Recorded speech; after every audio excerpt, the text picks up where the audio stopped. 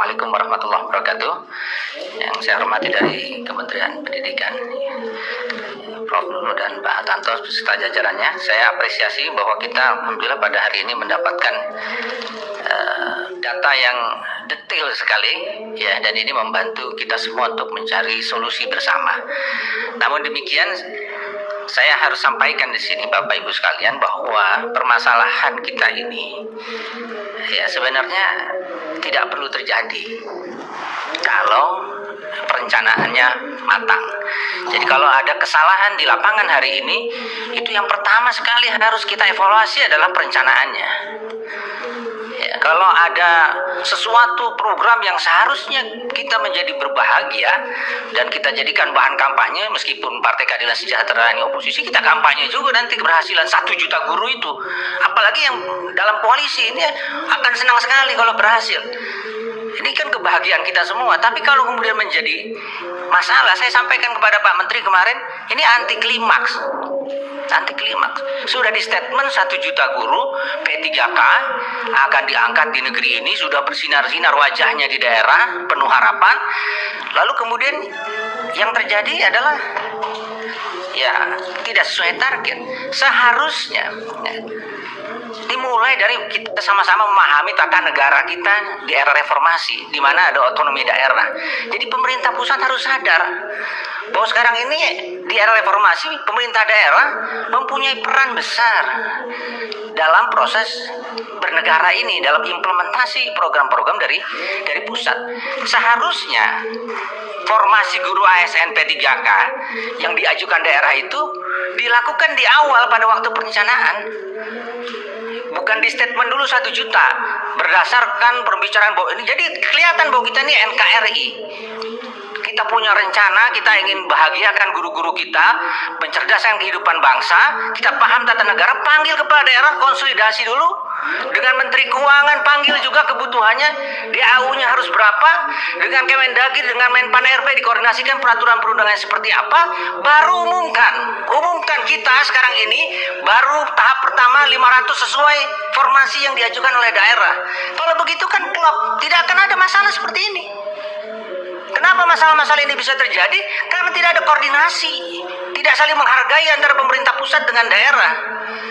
Kalau pemerintah pusat dari awal menyadari tentang tata negara kita ini, di era otonomi daerah ini, kita bisa membuat perencanaan bersama tanpa harus terjadi perdebatan yang tidak ada akhirnya ini.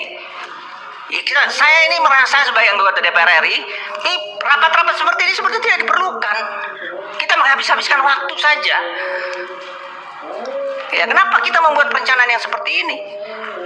Kalau tidak matang perencanaannya, jangan umumkan dulu. Ya, semuanya dimatangkan dulu dari hulu ke hilir tadi. Bukan hanya masalah hulu, sampai ke hilirnya rapikan semua, baru umumkan kepada publik. Rakyat tenang, senang, bahagia. Kita juga anggota DPR tidak perlu rapat-rapat seperti ini terus.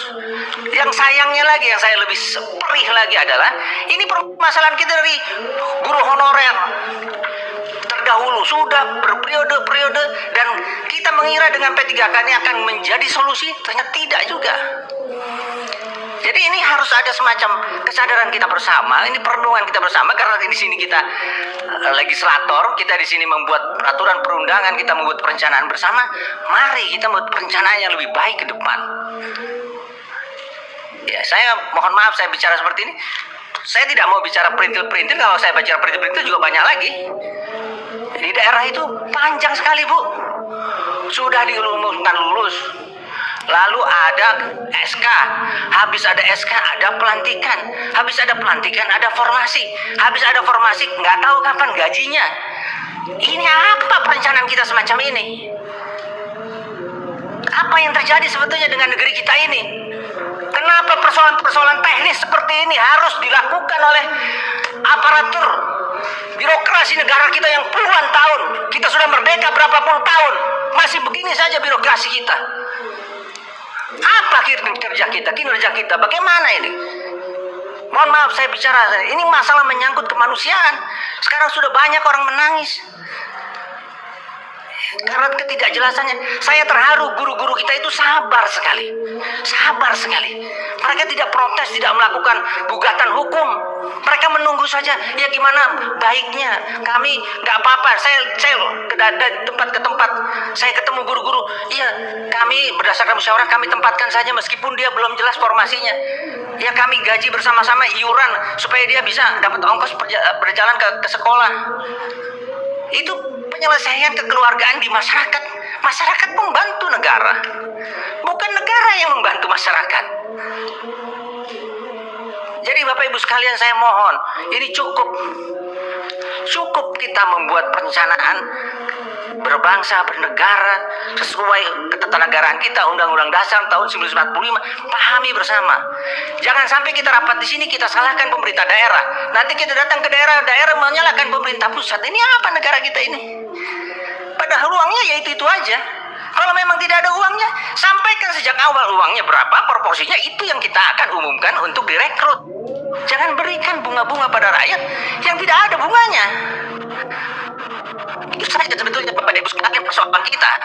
Kalau udah ketemu perencanaan yang baik, tidak akan ada masalah seperti hal-hal yang sangat terlalu teknis sekali. Sampai kita tidak bisa tidur karena terus-menerus mendapatkan masukan-masukan dari masyarakat. Saya kira demikian. Terima kasih. Assalamualaikum warahmatullahi wabarakatuh.